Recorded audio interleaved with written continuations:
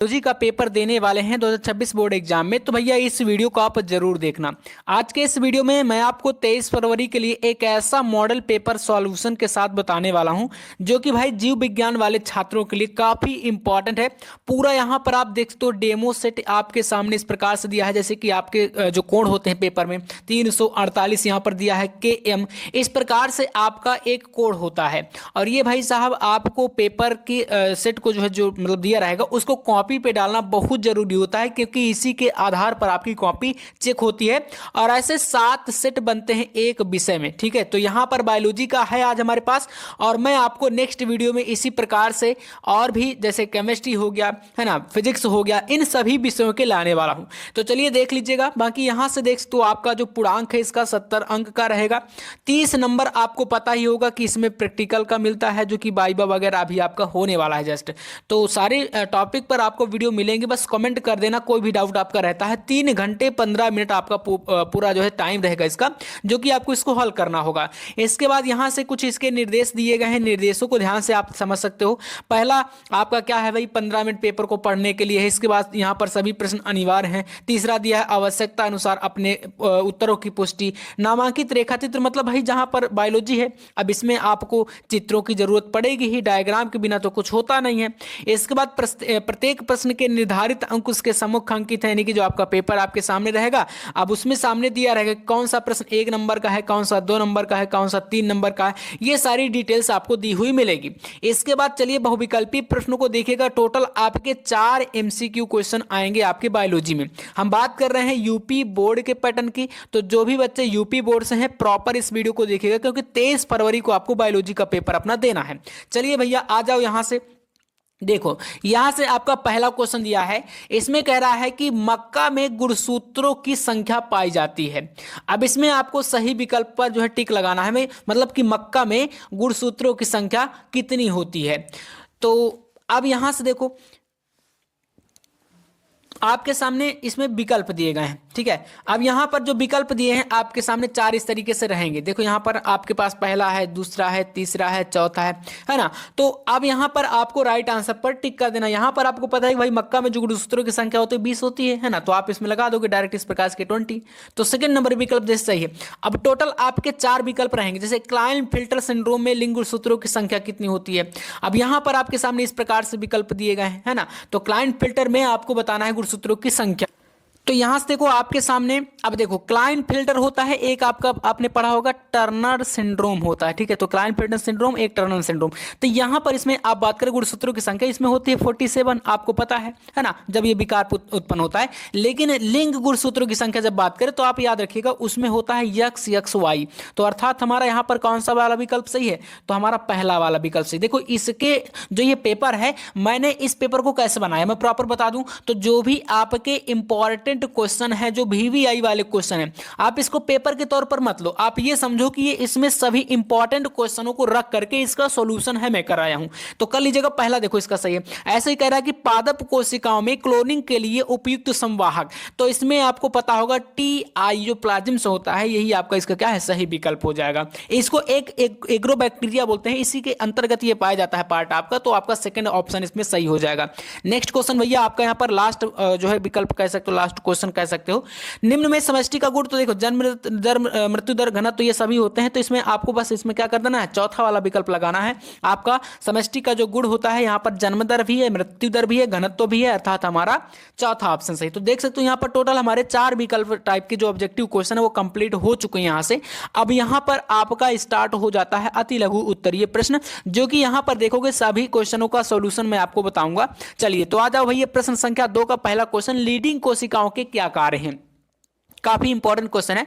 और ये जो प्रश्न होते हैं ना अति लघु उत्तरीय, 1 अंक के लिए होते हैं सभी, ठीक है। ध्यान समझना।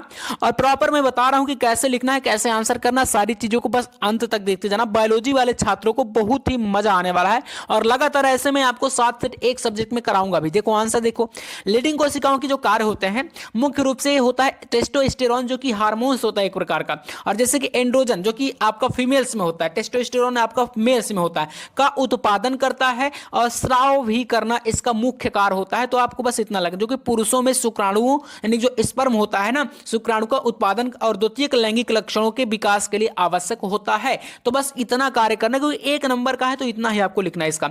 नेक्स्ट देखो यहाँ पर आपका क्वेश्चन है कि कोकेन कोका किस पौधे से प्राप्त होता है। तो भैया यहाँ पर ये कोका पौधे से, ठीक है ना, ये पौधे से। देखो आंसर आपको प्रॉपर दिया है, बट आपको लिखना इतना ही है। तो यहां से मेन आपको लिखना है इसका कि कोका पौधे की पत्तियों से प्राप्त होता है, और यह नाम कोका से आया जिसमें उपचार का प्रत्यय ईन लगाने से यह कोकेन क्योंकि इसमें एन लगाएंगे तो भाई कोकेन बनेगा, है ना। और ये केंद्रीय तंत्र का एक उत्तेजक और क्षुधा मारक होता है। इसके बाद नेक्स्ट क्वेश्चन कह रहा है कि अनुवांशिकता की इकाई क्या है। तो जीन होती है, ठीक है, सिंपल सा 1 नंबर का ये क्वेश्चन हो जाएगा।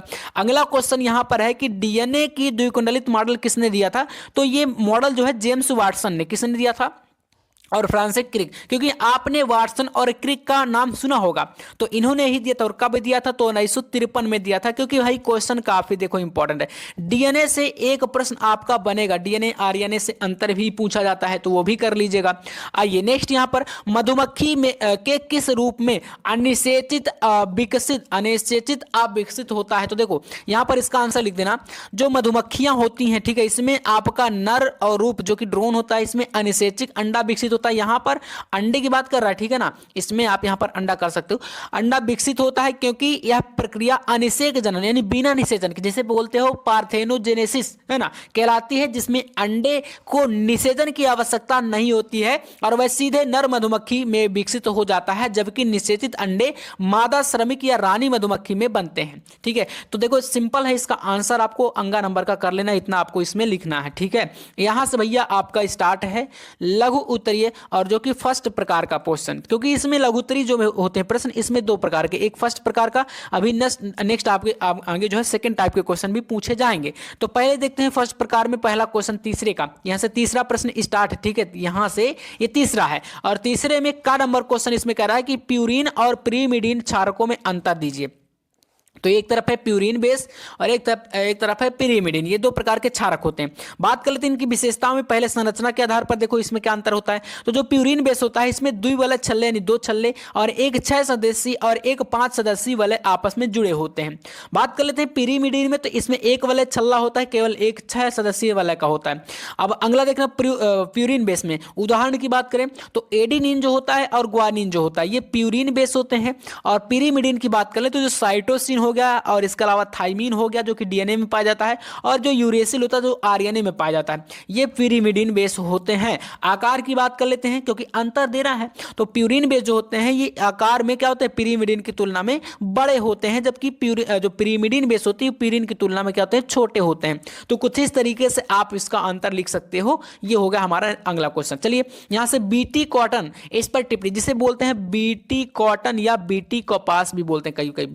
तो बीटी मतलब होता है बैसिलस थुरिनजेंसिस बोलते हैं इसको, ये एक बीट पिस जीव होता है। ठीक है, बीटी विष जीव होता है। और इसमें बात करें तो ये कीट प्रतिरोधी किस्म होती है, मतलब कीटों के नाश के लिए इसका उपयोग करते हैं। और जीवाणु से क्लोनिंग के द्वारा पृथक कर पौधों में कीटरोधी गुण उत्पन्न करता है, जिससे रोग उत्पन्न करने वाले कीटों का प्रभाव फसल पर नहीं पड़ता। इस प्रकार के कपास को वीटी कॉटन कहा जाता है। अगला क्वेश्चन यहां से आपका स्टार्ट है नंबर टाइफाइड ज्वर पर टिप्पणी पूछ रहा है। टाइफाइड मतलब जानते हो एक प्रकार की बीमारी होती है। तो टाइफाइड ज्वर पर आपको बताना है, टिप्पणी करना है कुल मिला के। तो इसका देखो आंसर आपको ऐसे करना है। टाइफाइड जो होता है एक प्रकार का आंत्र ज्वर है, इसको बोलते हैं। ठीक है, ये एक गंभीर जीवाणु संक्रमण है जो कि साल्मोनेला टाइफी, ये एक प्रकार का क्या होता है, बैक्टीरिया है, जिसके कारण फैलता है ये बीमारी। कौन सी बीमारी, टाइफाइड ज्वर। ठीक है, साल्मोनेला टाइफी याद कर लेना, ऑब्जेक्टिव में क्वेश्चन ये पूछ लेता है। से फैलता है जो कि दूषित भोजन या पानी के माध्यम से फैलता है। और तेज बुखार, इसमें होता क्या है, लक्षण कौन कौन से होते हैं तो आप याद रखिएगा। तेज बुखार, सिर दर्द, पेट दर्द और इसके अलावा कमजोरी जैसे लक्षण पैदा करता है, जिसका इलाज क्या होता है, एंटीबायोटिक्स से होता है। और इसके बचाव के लिए स्वच्छता और टीकाकरण महत्वपूर्ण होता है। खास तौर पर जो बात करें तो विकासशील देशों की यात्रा के दौरान यहाँ पर इसमें होता है। देखो यहाँ पर इसके कारण जो होते हैं ना, रीजन कौन कौन से हैं, तो मैंने पहला ही एक आपको बताया कि भाई बैक्टीरिया इसमें मुख्य कारण है। जैसे मुख्य रूप से साल्मोनेला टाइफी नामक बैक्टीरिया के कारण होता है, जो केवल मनुष्यों में पाया जाता है। प्रसार की बात करें तो यह बैक्टीरिया संक्रमित व्यक्ति के मल फिसल से दूषित भोजन या पानी के सेवन से फैलता है। खासतौर पर स्वच्छता जो खराब स्वच्छता मतलब कहीं पर गंदगी है या कुछ ऐसी सिचुएशन है तो वहाँ पर ऐसे क्षेत्रों में ज़्यादातर ये बीमारी पाई जाएगी। ठीक है, तो ये आपको याद रखना है, टाइफाइड ज्वर पर इतनी टिप्पणी कर देना है। चलिए अगला क्वेश्चन देखिए, समष्टि और समुदाय में अंतर पूछा है। तो देखो एक तरफ है समष्टि यानी पॉपुलेशन बोलेंगे, एक तरफ समुदाय यानी कम्युनिटी। तो देखिएगा इसका अंतर, पहला समष्टि में क्या होता है, एक प्रजाति के जीव होते हैं। समुदाय की बात करें तो विभिन्न प्रजाति, जैसे कि इसमें पौधे भी जानवर भी सब आ जाता है। समष्टि में जो होता है ये एक ही जाति के सदस्यों का समूह है, जैसे कि एक जंगल के सभी हिरण, ये समष्टि होगा। लेकिन समुदाय क्या होगा, तो समुदाय में बात करें तो भैया एक कई समष्टियां यानी मैंने बताया ना कई प्रजातियां इसमें मिलकर रहती हैं। तो कई समष्टि विभिन्न प्रजातियों का समूह, जैसे कि जंगल के हिरण भी हो जाएंगे, बाघ भी हो जाएगा, पेड़ भी हो जाएंगे, तो ये समुदाय कहलाएगा। समष्टि में अगला देखिएगा, तो केवल अंतः प्रजातीय यानी इंट्रा स्पेसिक संबंध प्रजनन स्पर्धा है ना, ये होगा। और समुदाय की बात करें तो अंतर प्रजातीय संबंध पर भक्षण इसमें कर देना है, सहजीविता भी इसमें होगी, स्पर्धा भी होगी, है ना। तो इतना सब अंतर इसमें कर सकते हो। अगला है पारिस्थितिक तंत्र के बारे में पूछा है क्वेश्चन। तो चलिए पारिस्थितिक तंत्र में मानव के महत्व को देखिए, आंसर यहां से आंसर करना। पारिस्थितिक तंत्र में मानव का महत्व दो तरफा है। मनुष्य उन पर निर्भर है, जैसे कि स्वच्छ हवा, पानी, भोजन, दवा, और साथ ही उनके कार्य जैसे कि प्रदूषण, वनों की कटाई, जलवायु परिवर्तन पारिस्थितिक तंत्र को गंभीर रूप से प्रभावित करते हैं, जिससे जैव विविधता और संतुलन बिगड़ता है। हालांकि मनुष्य ही अपनी बुद्धि और प्रौद्योगिकी से इन तंत्रों को बचाने, बहाल करने, पुनर्स्थापन, पारिस्थितिकी और स्थायी रूप से प्रतिबंधित नीति निर्माण, संरक्षण करने की क्षमता रखते हैं, जिससे वह पारिस्थितिक तंत्र के इंजीनियर और संरक्षक दोनों बन जाते हैं। तो इस तरीके से आपको मैंने बताया था कि जो लघुत्तरी आपका फर्स्ट टाइप का क्वेश्चन था वो आपका यहां से समाप्त हो जाता है। चलिए अब मैं आपको बता देता हूं यहां पर लघुत्तरी सेकंड टाइप के क्वेश्चन, यहां से देखिए स्टार्ट है, ये आपका सेकंड टाइप। ठीक है, तो चलिए लघुत्तरी सेकंड टाइप के क्वेश्चन, जो कि आपका प्रश्न संख्या 4 के अंतर्गत पहला प्रश्न का नंबर है, आसंग जनन किसे कहते हैं, उदाहरण दीजिए।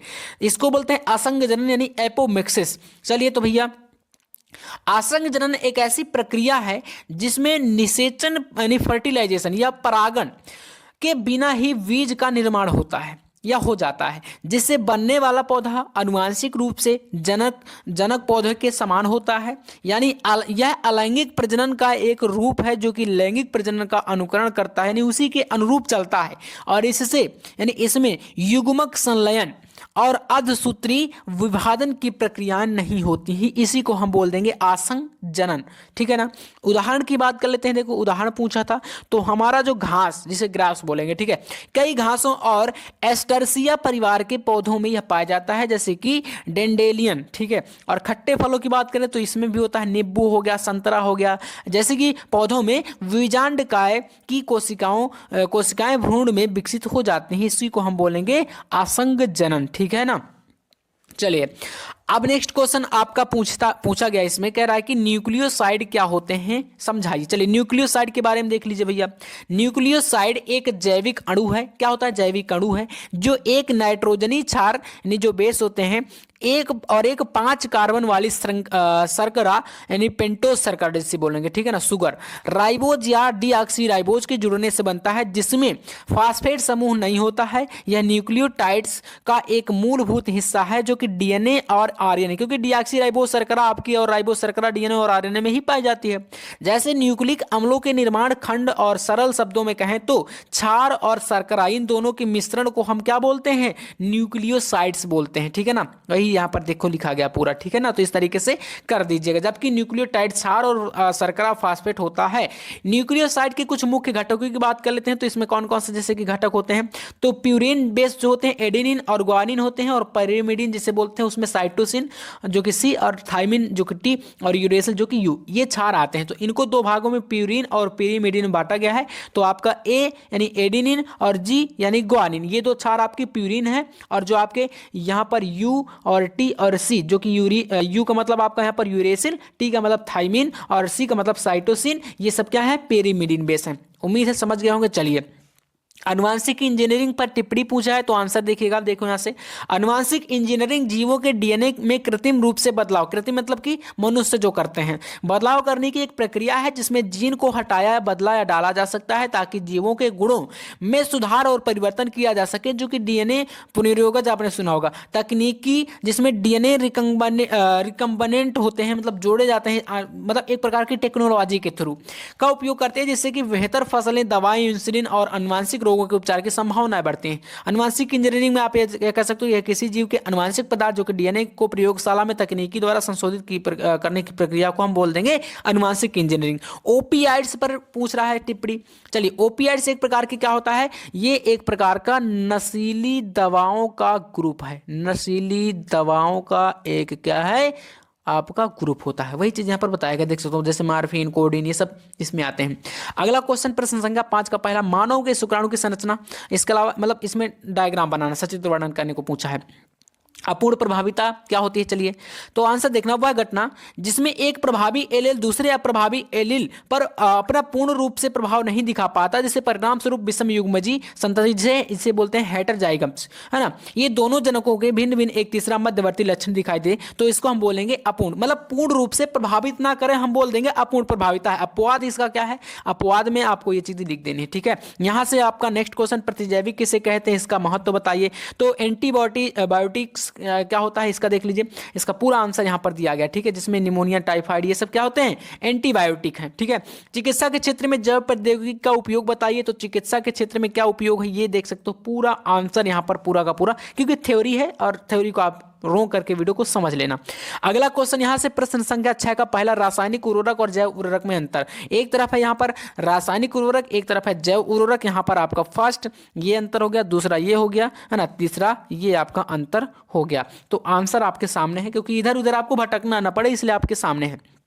प्लाज्मिड्स क्या होता है देख लीजिए, पूरा यहाँ पर क्या होता है, एक प्रकार का प्लाज्मिड्स बैक्टीरिया और कुछ अन्य सूक्ष्म जीवों में पाए जाने वाला एक छोटा गोलाकार द्विरज्जुक क्या होता है, डीएनए अणु होता है, जो कि मुख्य गुणसूत्रीय डीएनए से अलग होता है और स्वतंत्र रूप से अपनी प्रतिकृति बना लेता है, जिसे आप बोल सकते हो यहाँ पर एक प्रकार की दूसरी कॉपी। ये एंटीबायोटिक प्रतिरोध जैसे कि उपयोगी जीन ले जाते हैं और आनुवांशिक इंजीनियरिंग में जीन क्लोनिंग और जीन थेरेपी के लिए वाहक वेक्टर के रूप में उपयोग किए जाते हैं। पादप अनुक्रमण किसे कहते हैं, देखिए इसका आंसर यहाँ से, तो यह एक पारिस्थितिक प्रक्रिया है जिसमें एक स्थान पर वनस्पति धीरे धीरे बदलती है और जिससे एक प्रजाति की जगह दूसरी प्रजातियां ले लेती हैं और अंततः एक स्थिर पारिस्थितिक तंत्र बन जाता है। इसके प्रकारों की बात करें तो प्राथमिक अनुक्रमण और एक द्वितीयक अनुक्रमण, जो कि ये आपके दिए गए हैं, दोनों को देख लीजिएगा, ठीक है। यहां से प्रतिरक्षा क्या होती है, जिसे इम्यूनिटी बोलते हैं, ये इसका आंसर पूरा दिया है एक प्रकार से। प्रतिरक्षा मतलब शरीर में बाहर से आने वाले रोगों से लड़ने की क्षमता को हम बोल देंगे यहाँ पर प्रतिरक्षा। और इसके बाद यहां से प्रश्न संख्या 7 को देखिए, आवर्त चक्र का सचित्र वर्णन और इसी का अथवा, क्योंकि ये 5 अंक वाले क्वेश्चन होते हैं। एक प्रारूपिक बीजांड की संरचना का चित्र, देखो आवर्त चक्र का ये डायग्राम बनाया गया है, पूरा यहाँ पर प्रक्रिया को समझाया गया, इस प्रकार से इसका आंसर कर देना। 8वां देखिए, जीवन की उत्पत्ति से संबंधित ओपेरिन के सिद्धांत और इसी का अथवा प्रश्न है, निम्नलिखित पर टिप्पणी। तो अगर इसको नहीं करोगे तो फिर इन टिप्पणियों को कर देना, जैसे कि वर्णांधता। तो चलिए देखो, कलर ब्लाइंडनेस क्या होती है, वर्णांधता, इसमें क्या होता है, आंखों का एक ऐसा दोष है जिसमें व्यक्ति के कुछ खास करके जैसे रंग होते हैं, लाल रंग, हरा रंग, इनके बीच अंतर नहीं कर पाता, क्योंकि इसमें क्या होता है, रेटिना की रंग संवेदी कोशिकाएं जो होती हैं वो ठीक से काम नहीं करती और अक्सर ये आनुवांशिक होता है, जो कि पुरुषों में अधिक पाया जाता है, इसलिए हम इसको बोल देंगे वर्णांधता। नेक्स्ट टिप्पणी इसी में थैलीसीमिया के बारे में पूछा है। थैलीसीमिया क्या होता है, तो ये माता पिता से मिलने वाला एक वंशानुगत रोग है जो कि लाल रक्त कोशिकाओं में हीमोग्लोबिन के उत्पादन को प्रभावित करता है, जिससे शरीर में अंगों तथा ऑक्सीजन नहीं पहुंच पाती और लक्षण होती है थकान, कमजोरी, त्वचा का पीला पड़ना, इस प्रकार के कुछ लक्षण होते हैं जो कि थैलीसीमिया है। इसके प्रकार की बात करें, 2 प्रकार का होता है, एक अल्फा थैलीसीमिया, एक आपका बीटा थैलीसीमिया, दोनों को यहां पर बता दीजिएगा। नेक्स्ट क्वेश्चन इसी में है आपका, देखिए 9वां, आनुवांशिक पदार्थ की खोज पर एक निबंध और इसी का अथवा है जैव विविधता से आप क्या समझते हैं, इसको कैसे संरक्षित किया जा सकता है। तो देख लीजिए यहां पर बायोडायवर्सिटी क्या होती है, ये पूरा आपका आंसर। तो यहां से पूरा हमारा इस प्रकार का पेपर आपका बायोलॉजी का, जो कि 23 फरवरी के लिए आपके काफी महत्वपूर्ण है और सेम ऐसा पैटर्न आपको देखने को मिलेगा। तो उम्मीद है आज का ये क्लास आपको अच्छा लगा होगा और काफ़ी सारे क्वेश्चन मैंने देखो सोल्यूशन लगभग मैंने सभी प्रश्नों का कराया है। बाकी इसका अगर आपको पीडीएफ चाहिए तो हमारा एप्लीकेशन जिसका नाम है टॉपर